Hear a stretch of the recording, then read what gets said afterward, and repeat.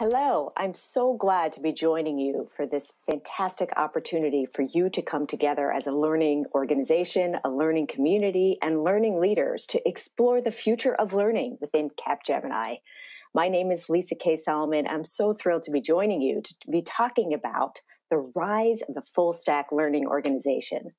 In other words, how might you think about winning in the future, knowing that winning is a term that is in flux as we speak? This year has been a year like no other. And what a great moment for you to come together to prepare for what could be next. How are you going to come together as a learning organization, as learning leaders, to explore how can you set your organization up to be the best possible opportunity to create value for your employees, your customers, your clients, your partners, and that is what learning is all about. I get the opportunity to explore learning in the context of creativity, resilience, and innovation at the Stanford D School, where I teach classes on futures thinking and design thinking to help make all leaders more confident in their creative problem-solving skills, something I think we all could spend some time doing and learning. My entire career has really been focused on the question of how do we unleash creative agency in a complex world? How do we all feel like we have confidence that we can ask generative questions and have choices even when the world around us is serving up more complexity and more uncertainty? The truth is, I've been thinking about this almost my whole life, and that's not even an exaggeration. I have the great benefit of having a mother who was a chief learning officer for over 25 years at a company, a national company here in the US. And so you can imagine my early dinner conversations were about causal loops and about supporting relationships, even in my youngest years. In fact, I was lucky enough to accompany my mother at a systems thinking conference back in 1996, where I was introduced to the great Peter Senge and the whole concept of learning organizations. So this has been deep in my mind for decades. You have never met a bigger fan of learning professionals. And fundamentally, I believe that this is your time to grab that seat at that strategic table and to make learning the number one priority of all of your business functions going forward. At the D School, I focus on how do we blend futures thinking with design thinking. In essence, how can we build capacities to imagine a multiplicity of futures while also learning the skills to make choices that support humans in those futures? We ask questions like, how do we cultivate empathy for the future? What do we think is inevitable? And we believe that these are teachable and learnable skills. And that's why I'm so excited about this gathering that you are having over these next 3 days. Look, we are living in unprecedented times. We call these times VUCA, which was a term actually coined 2 decades ago by military planners, which stands for a world of volatility, uncertainty, complexity, and ambiguity. They thought it was VUCA then. They had no idea that 2020 would be bringing a future that would hit us faster than we were ever prepared for. I don't think anyone could say that they could have anticipated the amount of VUCA in our lives right now. The pandemic, the economic crisis, social justice, these are external challenges that are impacting all of our lives at almost every level. And my work really focuses on how might practices of design allow all of us as leaders to thrive in an increasingly VUCA world. In the opening chapter of my book, Moments of Impact, we explore this concept of the most important leadership skill you've never been taught, at least not formally. And that's the skill of design, the skills to allow us to use learning to discover new opportunities, to learn more deeply and empathetically about the people that we are serving, whether they are our teammates, our customers, our employees, and the skills of design that allow us to learn fast, to experiment rapidly, to give form to those ideas in order to see if those ideas actually have value in the world. Both of those, discovery and iteration, at their core are learning skills. So you, my friends, are designers really at the core. So I want to talk about a couple concepts regarding learning in this VUCA world to really give you some provocations as you go about your time together and think about priorities for ahead. The first I want to explore is this notion of what we are learning and why that needs to change in a VUCA world. If we think about where we spend our time and how the choices that you make to support learning for your colleagues, how we categorize them, we can think of them roughly in 3 buckets. For the stuff we know, we do. And so we can provide training to help people do that faster and perhaps improve along the way. But increasingly, there's a bucket of things that we know we don't know. And for that, we need to research and monitor, observe, experiment, different ways of going about our learning that has more of a hypothesis orientation. But this last category around things we know we don't know, or we don't even know we don't know, these unknown unknowns, we need an entirely different way of operating completely. We need to practice scanning the external environment. We need to practice exploring questions of what if, even if they seem fantastical. We need to create experiences where we can learn together from the future and build scenarios and narratives to create that congruency so that we all understand the emotional impact, the ethical impact, the responsibility of our choices today. And if we think about where most of us spend our time, right, we probably spend most of it in the knowing and doing. And yet the VUCA world suggests that we need to change our orientation to be spending more time in the stuff we know we don't know, in learning as fast as we can, and in discovering in the unknowns. So this is a fundamental shift in the VUCA world. At the D School, we practice 8 core design abilities that are threaded throughout all of our classes. This notion of navigating ambiguity, around learning from others, people, and context through observation and empathy, the ability to move between concrete and abstract, the ability to experiment rapidly, to communicate deliberately, to build and craft intentionally, to synthesize information, and to design our design spaces. Now, I just want to pause and ask you, how many of you have taken a master's in mastering ambiguity, or even a class? And yet, we are being asked to be masters at these skills every day, at the highest level, in a moment of crisis. So I want to suggest, as a learning community, you have an opportunity to say, how do we create learning experiences that help all of the people that we work with get better at these kinds of skills? At the D School, we're digging deep into ambiguity, and this is one of the greatest gifts you get when you practice design. Is design, by definition, asks that we are courageous in bringing something new to the world. And so we want to practice it in a safe place so that when we're asked to do it in the world, we have skills to pull from. We're not afraid of ambiguity. We know how to take the next step, even if there aren't all the right answers.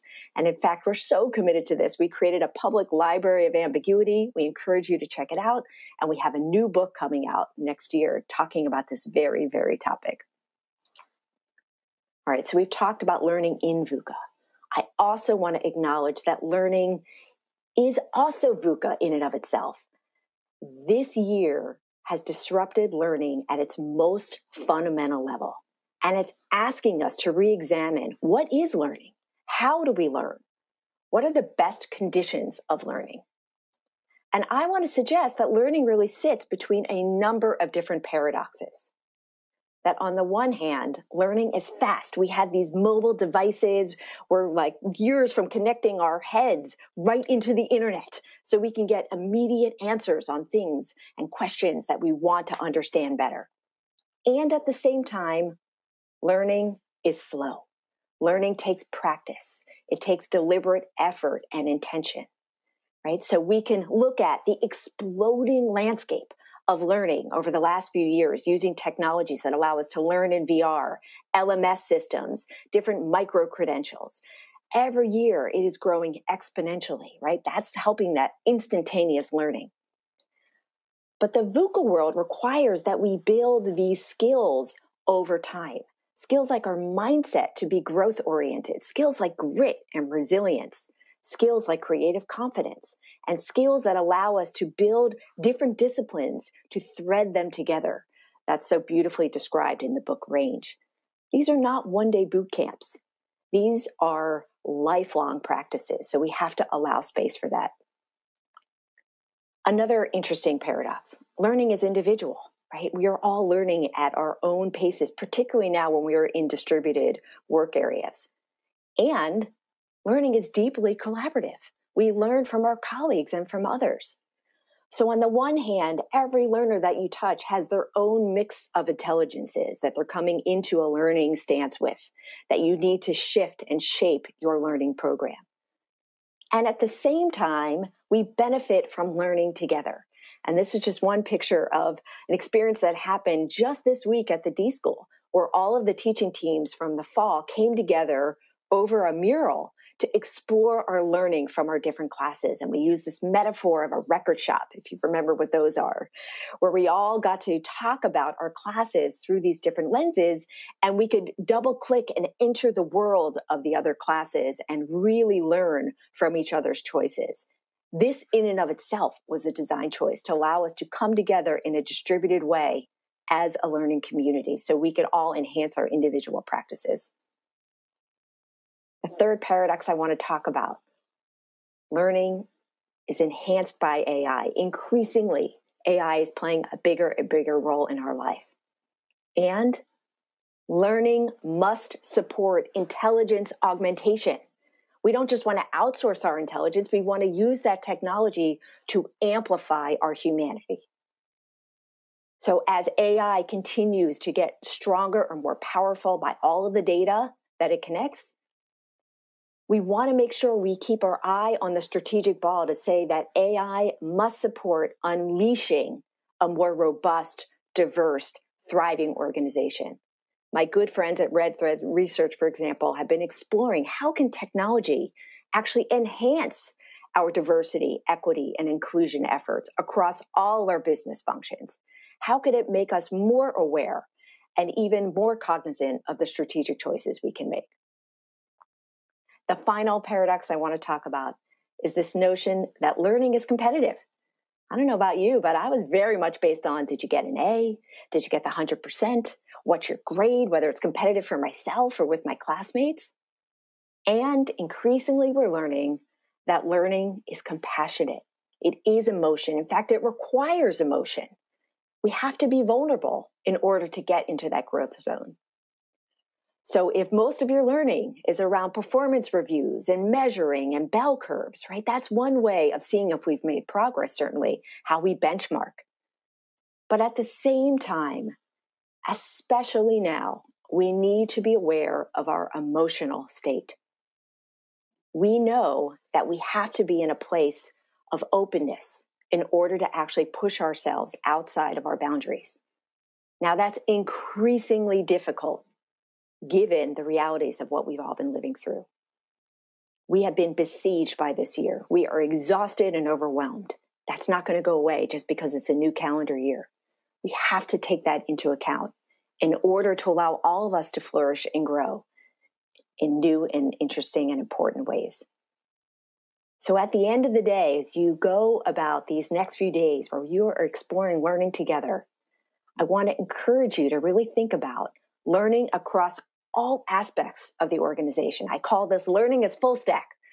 Just like a full stack developer pays attention to the front end and the back end and spends their time coordinating between all the different expertise in order to make the technology do what we hope it does, you are at the center of the organization to think about how you could allow all aspects to thrive and grow. So just some reflections for you. This notion of full stack learning, that the most successful organizations will be the learning organizations, to allow all members of the organization to innovate, adapt, and change and grow. That is the heart of, I think, what is going to keep an organization strong and resilient. That the best leaders in times of VUCA are the best learners. There are no answers right now. We have to learn our way there. This notion that learning needs to be fully integrated into the culture and business processes. Gone are the days where learning sits within a department within HR. Learning has to be at the center of strategy and at the strategic conversation at every level.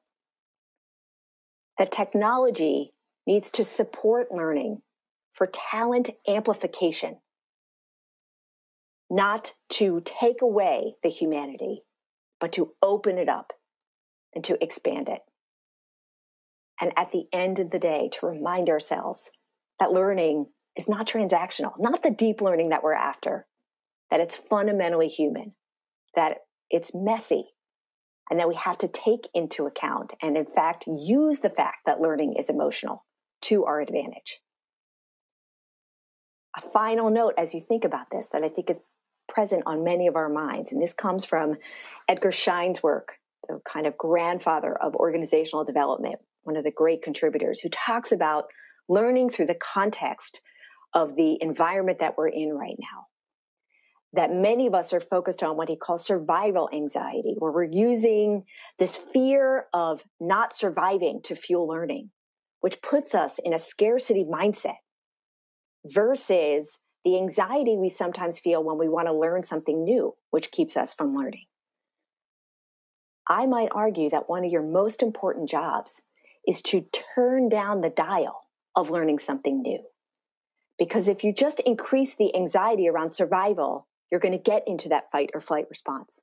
But if you really want an open, adaptive organization, part of your job is to make learning as inviting, as welcoming, as seamless, as connected as possible, so that everybody sees themselves capable of taking the next step.